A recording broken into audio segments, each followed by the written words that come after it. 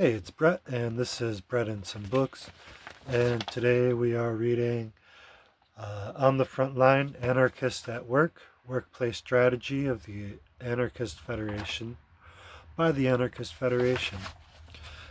Preface: it is necessary to explain why we felt we needed to clarify and publish our workplace strategy. Given our stated position that unions are not revolutionary organs and that they play an important role in the management of workers, many comrades have expressed puzzlement at the involvement of Anarchist Federation members in the IWW, or Industrial Workers of the World. Others, hearing these views on unions, did not understand why Anarchist Federation members joined the unions in their workplaces. There was clearly a perceived mismatch between our stated politics and our visible practice, and this needed to be addressed. The existing published positions failed to adequately address the kinds of struggle and solidarity possible in different kinds of workplaces. This document is an attempt to detail the various situations working people face and the consequent possibilities for action.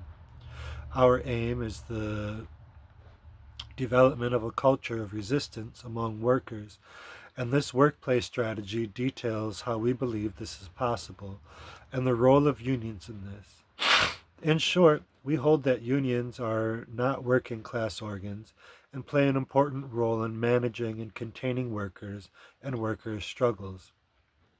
However, they are one place where class struggle finds expression. They provide important protection for workers and are a common point of departure. However, as mediating institutions, struggle must move beyond them for meaningful change to take place. Our involvement in unions recognizes that they are what they are and how they operate. It is motivated not by trade unionism, but by a broader anarchist communist perspective.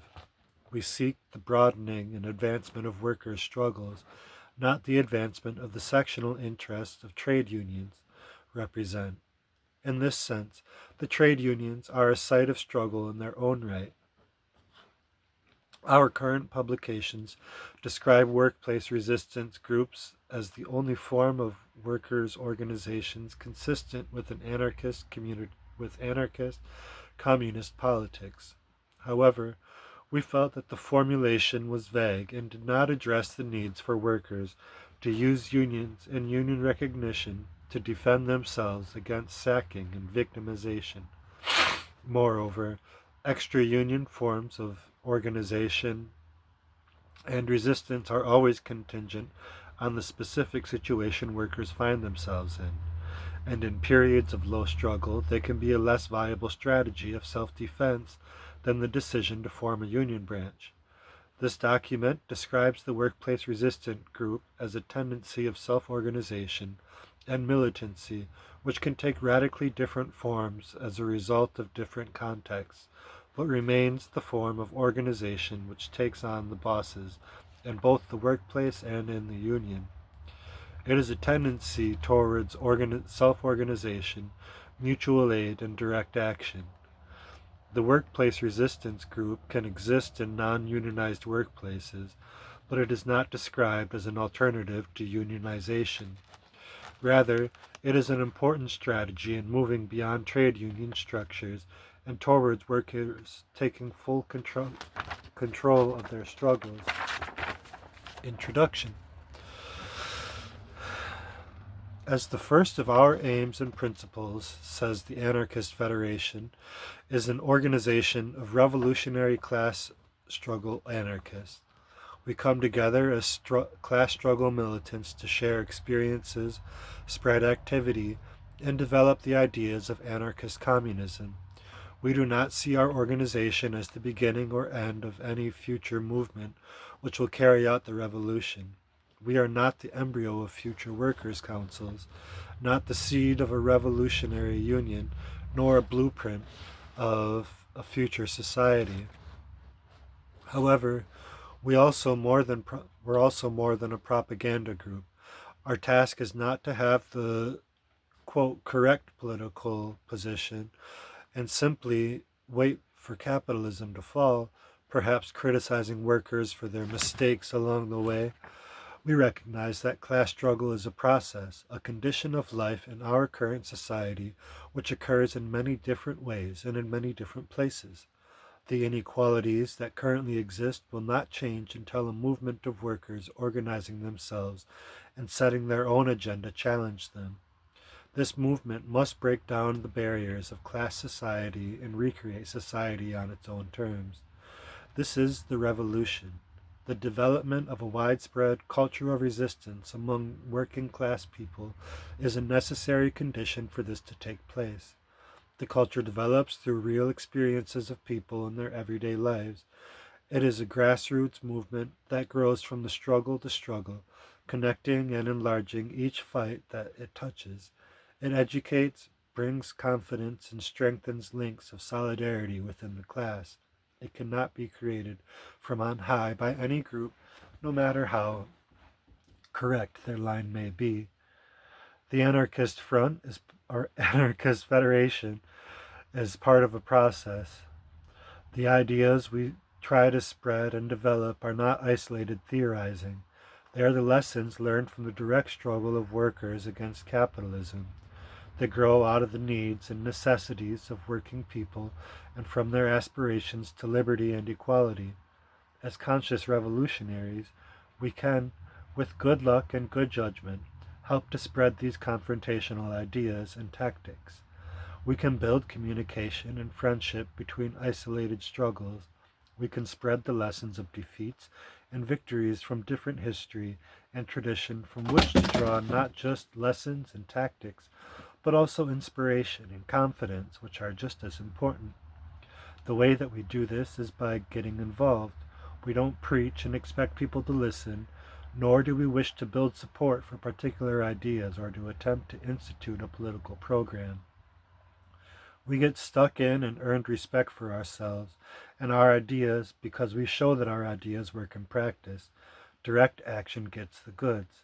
Confrontation gains us confidence and material rewards. Negotiation makes us dependent and robs us of what is ours by right. As revolutionaries and anarchist federation members, we engage in struggle whenever or wherever it is possible for us to do so. This can be anything from movements for the defense of asylum seekers and migrants, community resistance to school closures and other attacks on public services, workplace struggles over wages and conditions, and all the many and varied ways that working people choose to resist.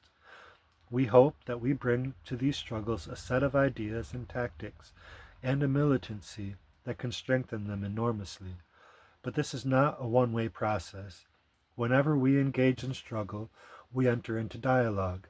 As much as we hope to strengthen particular struggle, we also hope to be strengthened by it. As much as we feel that we have things to teach, we also have a great deal to learn. Which brings us to the piece that you're reading now. The document is based on experiences of anarchist federation members as anarchist communist militants in the workplace. It tries to lay out what we do and why we do it.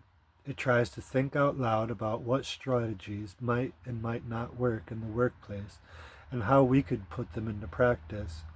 The guiding principles are always self-organization and direct action. What we're trying to do here is draw on our experiences and analysis of the modern workplace to think what ways that a militant can engage effectively to encourage this direct action and self-organization. There are many things that this document is not. It is not a blueprint for the struggle of waged workers or a set of diktats for the working class. It is, more modestly, simply a set of general observations on the nature of workplace struggle and ideas on how militants should engage in their own workplace. This is also not an indication of some great change in the anarchist federation's thinking or in nature of class consciousness and class struggle. Simply because we're writing about the workplace here does not mean that we believe that fighting in the workplace is more important than fighting elsewhere. This document is just one part of the wider process through which we develop our ideas and practice in light of the changing situation and our growing experience. There is one last thing that this document is not. It is not final. We present this as provisional, as all revolutionary ideas must be. Our commitment to developing these ideas in the light of new ideas and experiences is absolute. Nothing short of a successful revolution will end that process. Part 1. Waged work in the workplace. Work under modern capitalism. Work under capitalism is much more complex than the simple exchange of a wage for labor. Unpaid housework, various social security systems like pensions, incapacity and unemployment benefits, the commodification of leisure time, and so on means that even those who do not work for a wage are contributing to the circulation of capital and the generation of profit. To be a worker does not simply mean being chained to a factory bench for 12 hours a day. It means being forced to participate in the production of profit for a minority, whatever you do. There are many different kinds of working class struggle against work as exploitation by the ruling class. These include the struggles of women over housework, of benefit claimants and the unemployed against workfare schemes and cuts, of undocumented immigrant workers against the state harassment, and of many other groups in many different situations. No one form of this struggle against work is more important than the other. Each has its own dynamic and priorities that can only be set by those directly involved. This document does not look at the full range of these struggles. Instead, it considers the ways that an anarchist militant can engage with resistance to waged work in their own workplace. These terms are broadly defined. Waged work includes any self-employed contractors and those on commission and piece rates, as well as those of us who get a payslip every month. The workplace can be anything from a vast factory or call center to the kitchen tables of millions of outsourced home workers. Whilst this variety presents different challenges to different workers, there is always the potential for workers to connect with each other and resist in their workplace. However, it is made up.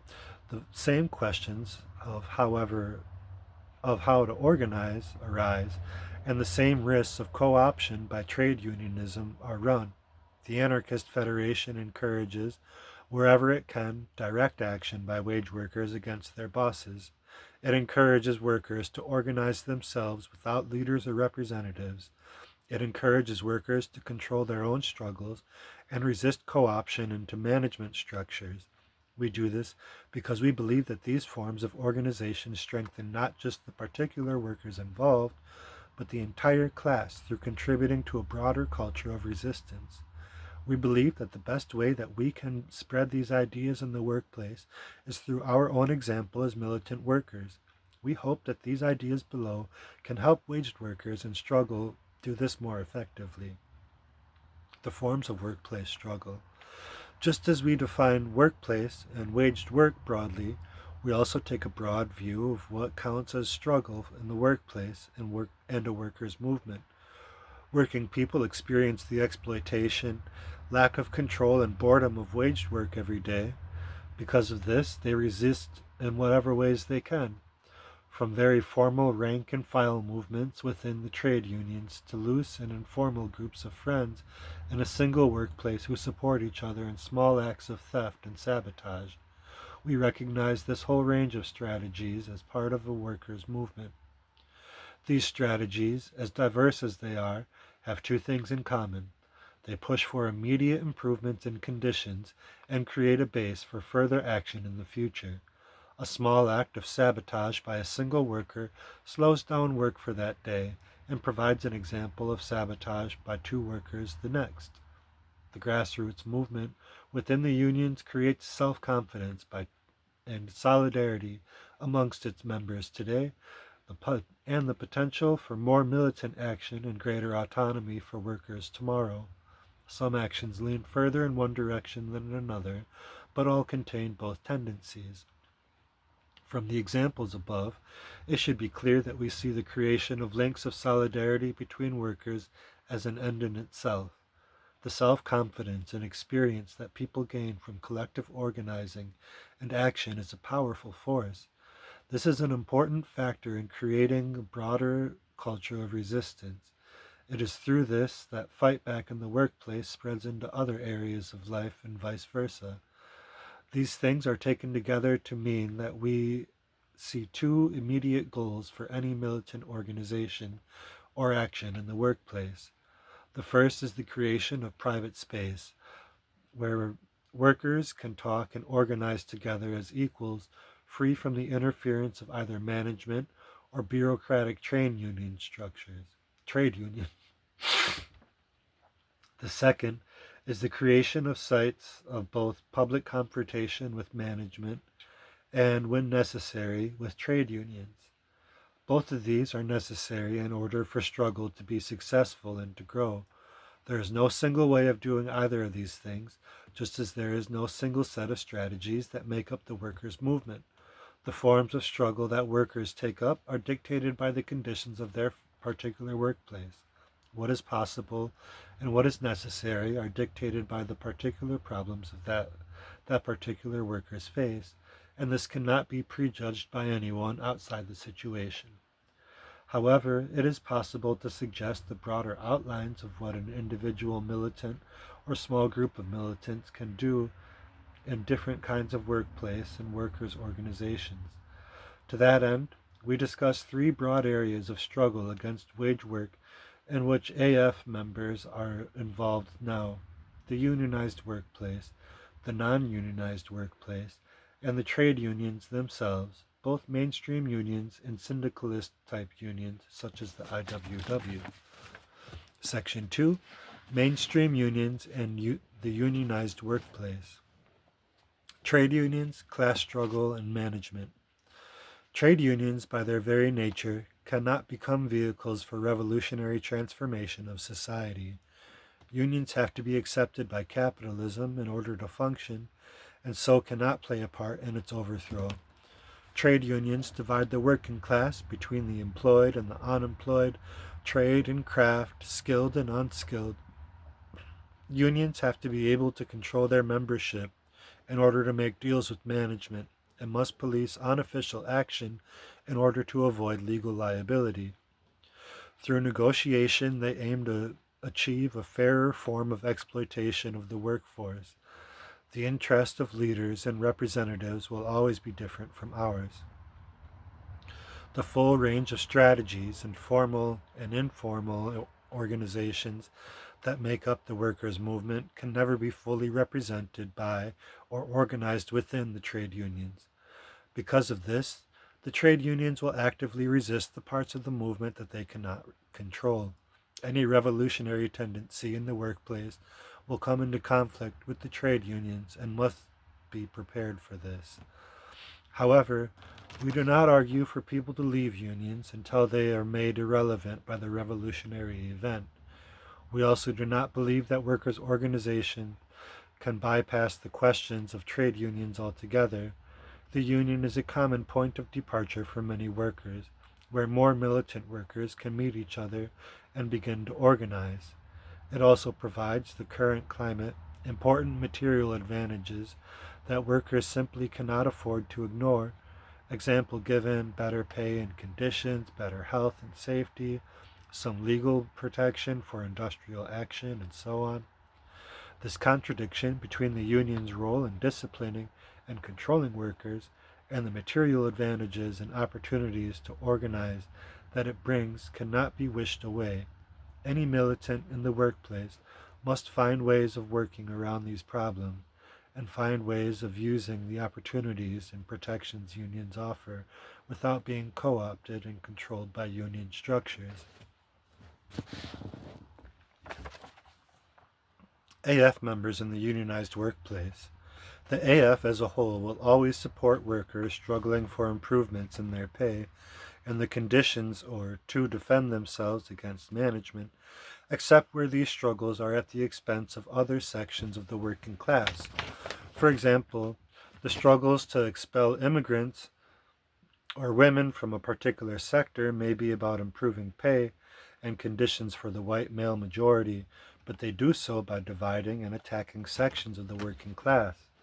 A worker facing disciplinary action for racism may be defending themselves against management, but their success would be at the expense of the minority workers their racist actions attacked. Solidarity must be the basis of working class struggle, not narrow sectional interest. For this reason, we are also critical of the struggles of groups like prison officers or police. They may be fighting management for better pay and conditions, but their victory would be at the expense of the working class people they exist to discipline and punish. We stress that struggles over pay and conditions are never simply reformist, however much that struggle might be under the control of reformist institutions like trade unions. Workers' struggles pit the need and desires of wage workers against the inhuman needs of capital. Even in their most reformist and least confrontational forms, these struggles reveal the fundamental contradiction between the needs of workers and the needs of capitalism. Because of this, they always point towards the possibility of revolutionary change. Whenever possible, we will always seek to involve ourselves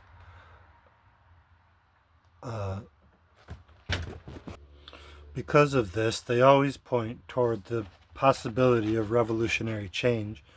Whenever possible, we always seek to involve ourselves in this kind of struggle, and whether from outside in the form of solidarity, uh, action, or from the inside as militant workers, any experience of struggle, and especially any victory, however small, potentially gives people the confidence to fight back again.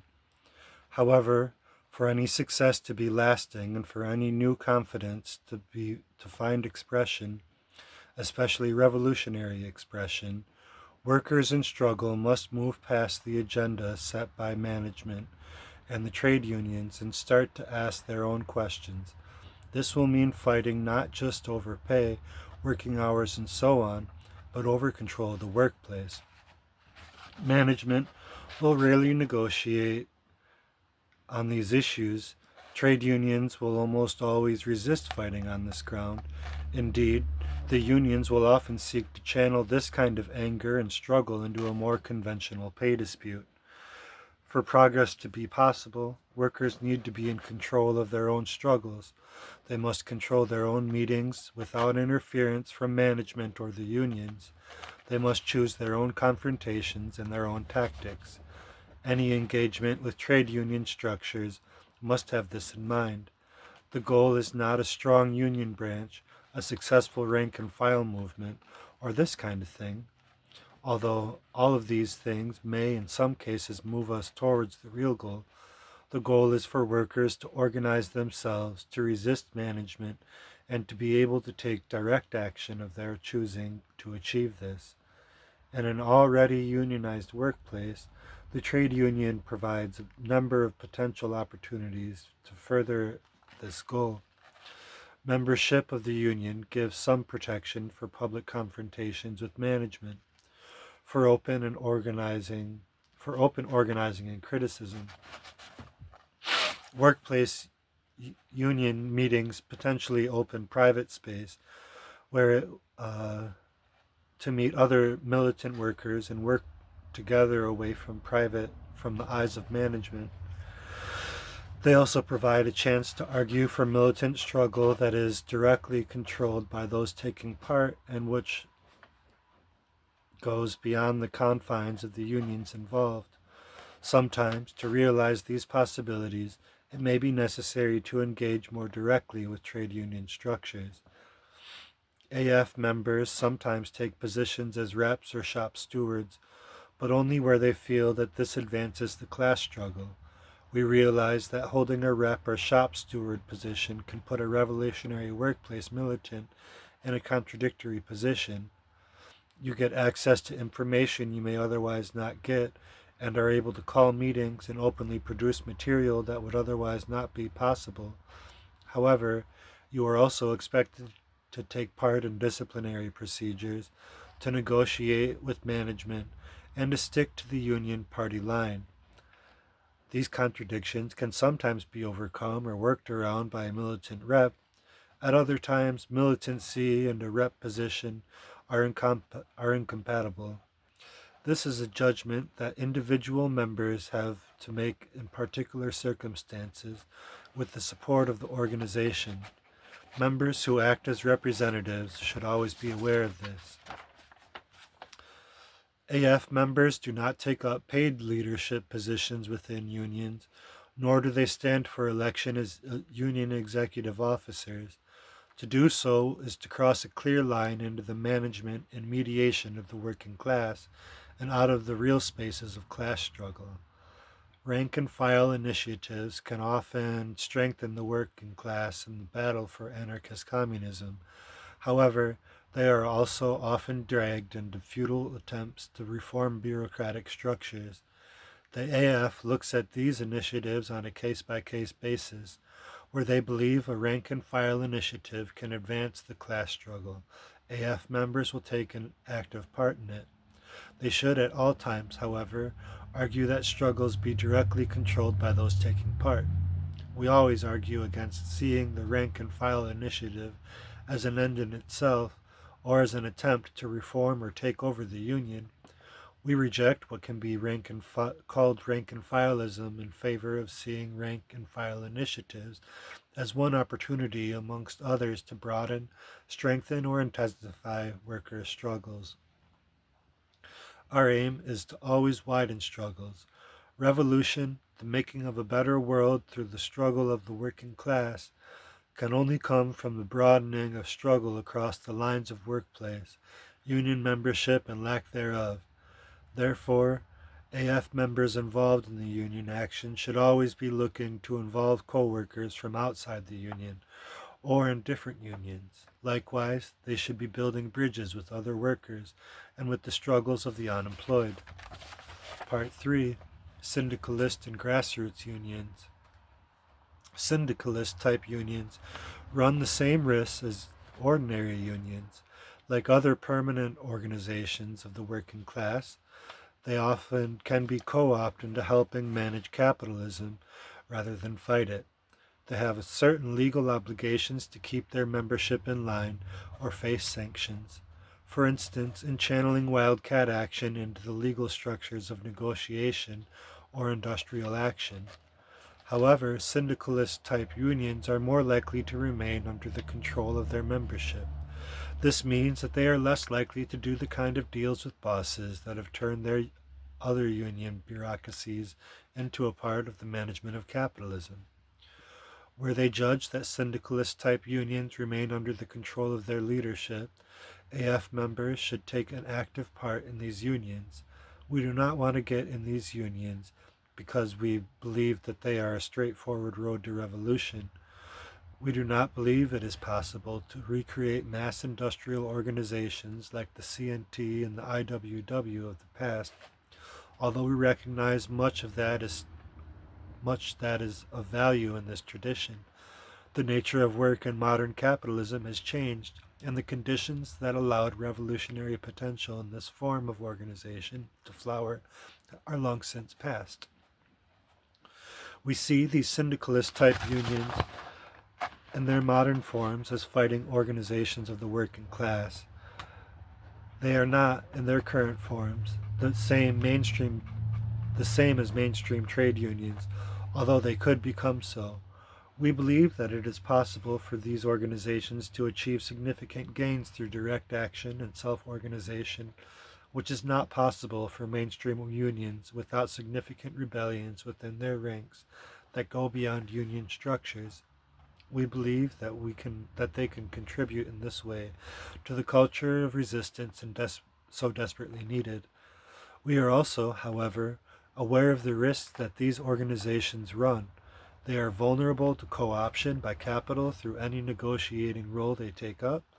They can become ends in themselves, leading the militants within them to confuse building the union with building working class resistance.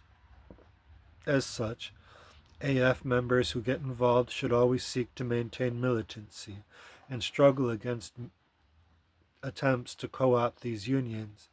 They should also seek to maintain a wider perspective inside of the organization and fight against any creeping bureaucracy or hierarchy.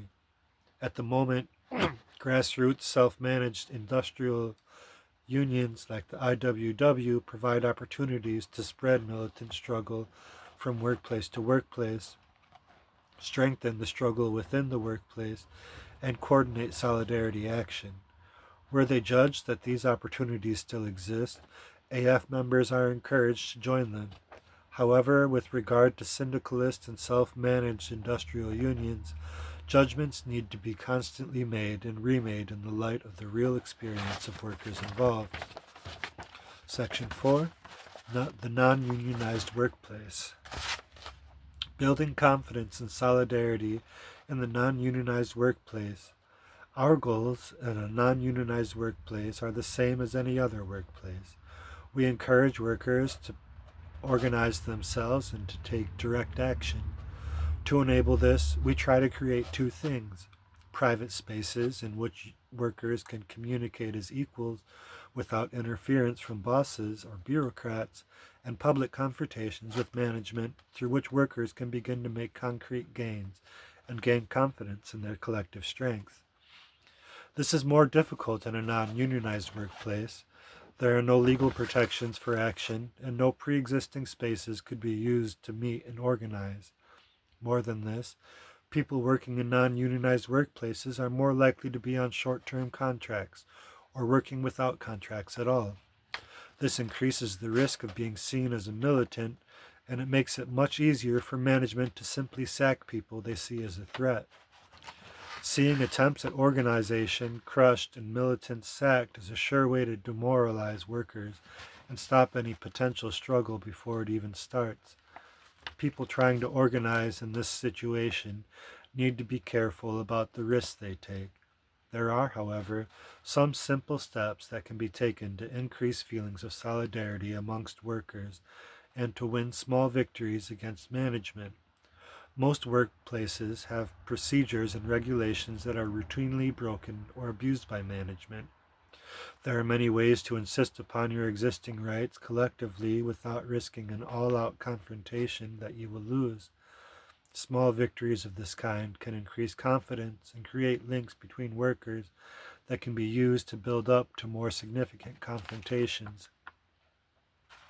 Workers will be able to think of many points like this peculiar to their workplace, but there are a number of general areas where this kind of thing is possible. For example, health and safety rules offer a number of opportunities for minor confrontations that are often winnable. Disciplinary procedures are often used to isolate people. Simply refusing to let anyone go into a meeting with management alone can create a sense of solidarity where none existed before. Irregularities with contracts, example given people on different rates for the same job, can often be challenged successfully.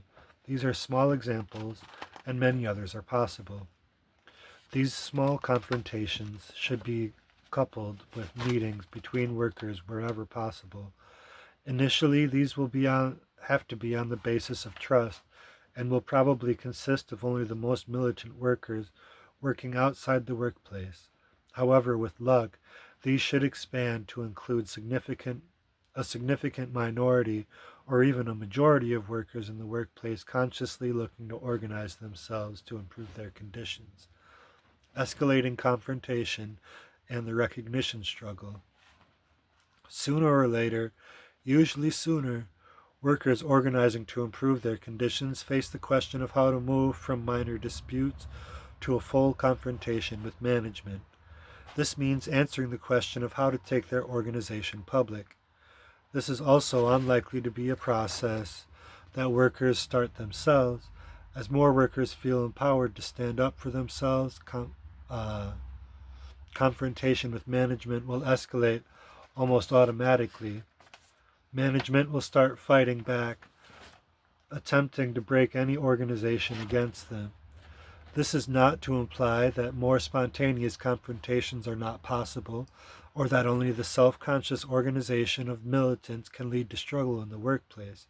This kind of confrontation occurs all the time, and is the inevitable result of the basic opposition of interest between management and workers. However, for struggles to be sustained and broadened, there must be conscious organization as well as spontaneous confrontation. As militants, we would always involve ourselves in any spontaneous outburst or conflict at work, but we also recognize that the more patient work of building solidarity and confidence is just as necessary. In any case, whether a particular confrontation has come totally out of the blue or has been the result of months and years of patient work in building confidence and solidarity, or, more likely, some combination of the two, the same questions arise. How to win an all-out confrontation with management, how and even whether the struggle can or should be continued, how can workers protect themselves from reprisals following the dispute. To win, self-organization and direct action are key. The strength of workers lies not in negotiation and accommodation, but in their ability to disrupt the smooth running of the workplace. By controlling their own actions, by acting together in solidarity and taking appropriate direct action, workers can achieve this and more. None of this guarantees success, but they are always our best chance.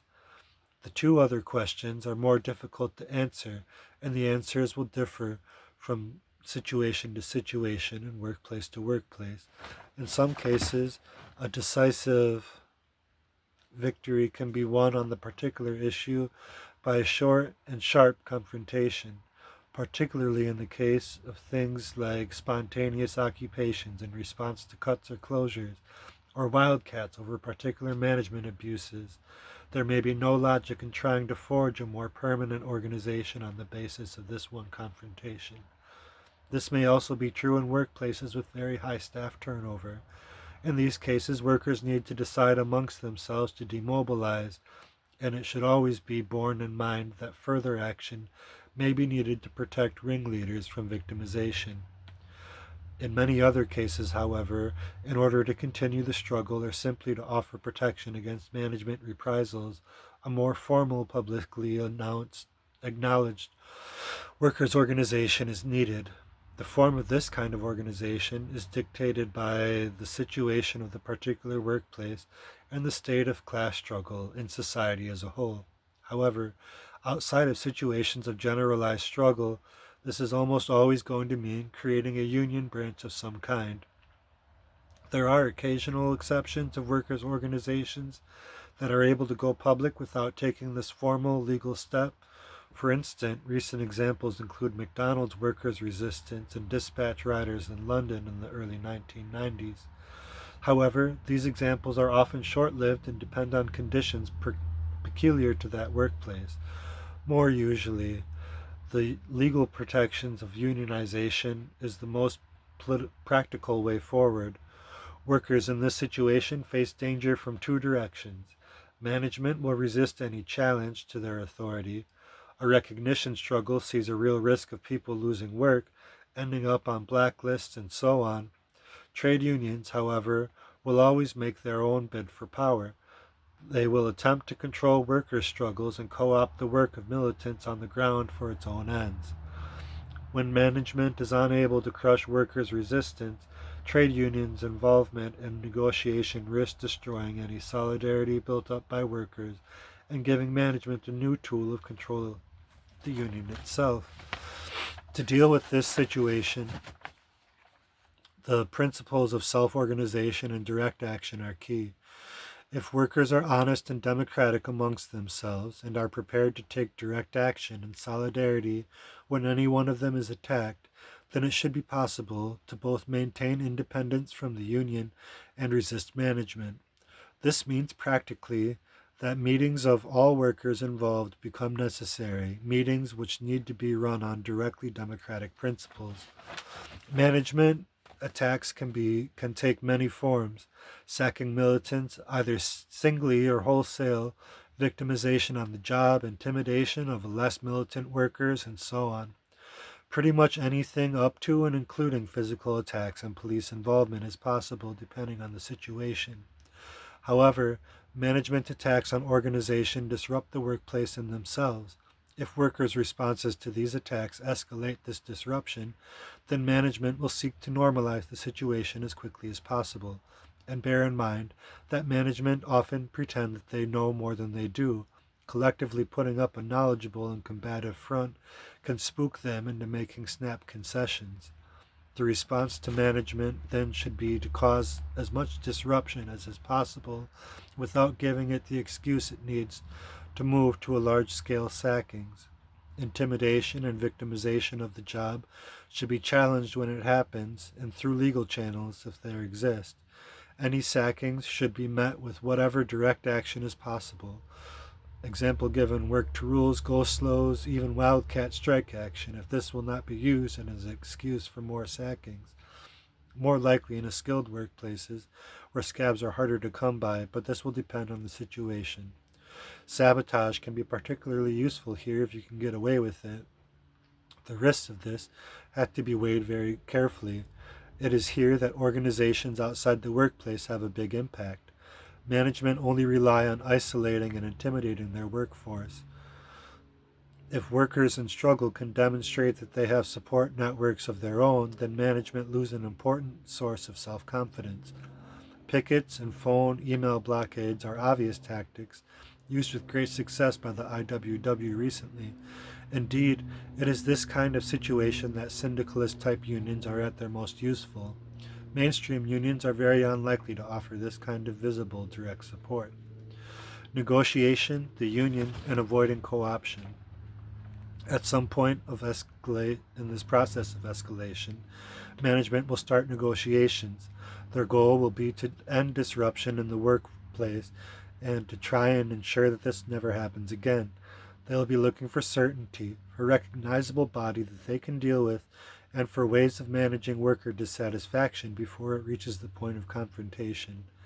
Any trade union will be happy to meet with these needs and to take its place in management of the workplace by diffusing and channeling disputes in the right directions. Outside of situations of generalized or heightened struggle, it will also be necessary for workers to de-escalate. This kind of struggle is very stressful, and without much broader context of generalized struggle, it is difficult to maintain a high pitch over the long term. The problem here is how to normalize the situation without losing the gains in confidence and solidarity that workers have made. It is also important that potential for confrontation is maintained. Only through confrontation can solidarity and militancy be maintained. Only if solidarity and militancy are maintained can any gains be preserved rather than chipped away by management once the opportunity presents itself. It is essential that any negotiations are entered into after solidarity and militancy has been demonstrated by direct action. This is the basis of workplace strength, not any agreement signed by management, and any struggle for recognition of a workplace organization must work from this principle. No outside representative should be accepted from a trade union. Those negotiating with management should be from the workplace itself and should be chosen and mandated by workers themselves. The union is there for advice and legal backup. Anything that needs to happen in the workplace itself should be done by the people that work there. After recognition of a union branch, workers should continue to meet regularly and hold any reps to high standards of accountability.